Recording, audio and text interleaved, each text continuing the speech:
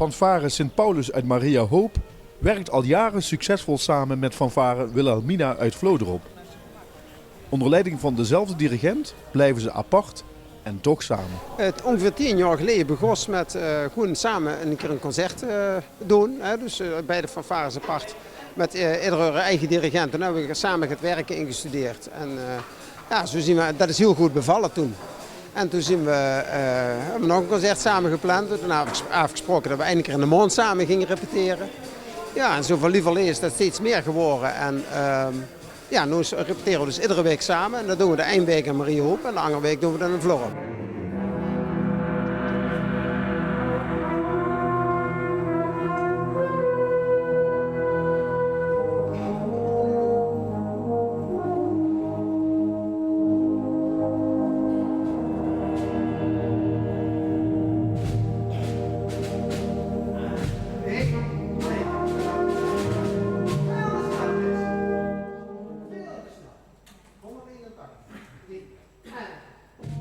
Ik denk dat het heel werkt, omdat beide verenigingen in eenzelfde soort van situatie zitten. Zowel qua niveau van het orkest, als qua aantal leden, als qua problematieken die er speelden met vergrijzing. Toch wel jongen aan was, maar best lastig om die vast te houden. Ja, eigenlijk is het bij ons heel geleidelijk gegaan, maar we zijn wel ook al 10 jaar onderweg is.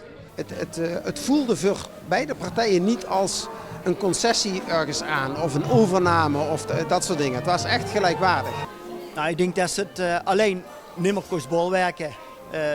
Ledenaantal loopt terug, maar samen hebben ze een volledig orkest, volwaardig orkest, complete bezetting. Ze zijn er heel blij met. Ze missen die stemmen en weer missen stemmen en samen hebben we alles. En toen hebben we gezegd, oké, we proberen het. En ik moet zeggen, het gaat goed. Ik heb geen klagen. Het pakt zich allemaal met iedereen. En ja.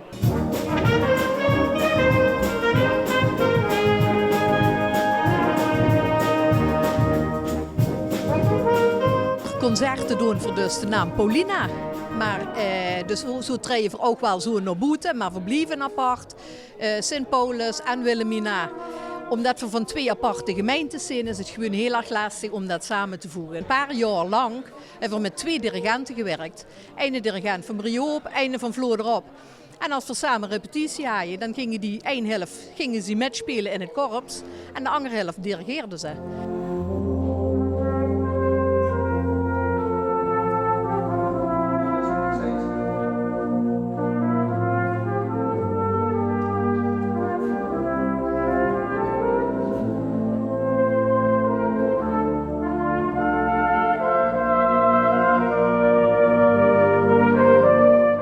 Hoe kijk je morgen het meest uit? Dat het echt goed gaat. Maar je speelt zelf ook solo. Zit je dan ook zenuwachtig van tevoren? Helemaal niet.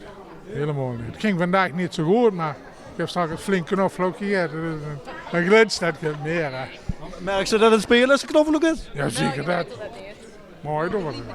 De mensen van de vereniging zelf in Vlorp dan, daar kost ik natuurlijk wel de meeste van in het dorp. Maar ja, de mensen die hier wonen, die kennen ze natuurlijk niet. Dus ja, met die samenwerking leert ze ook natuurlijk een hele hoop mensen kennen.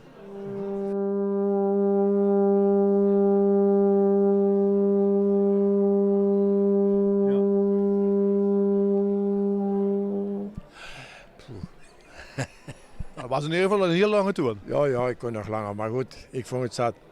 Vond je het zat? Ja. Maar je vindt het met blozen hier nog niet zat, want wie lang zit je lid? Ik ben in totaliteit ongeveer 65 jaar muzikant nu.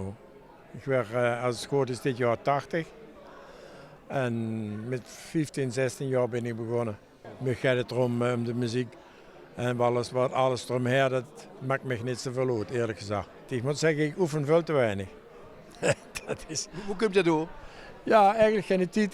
Ja, en de stukken zien wat mij betreft niet zodanig dat ik er echt aan moet oefenen.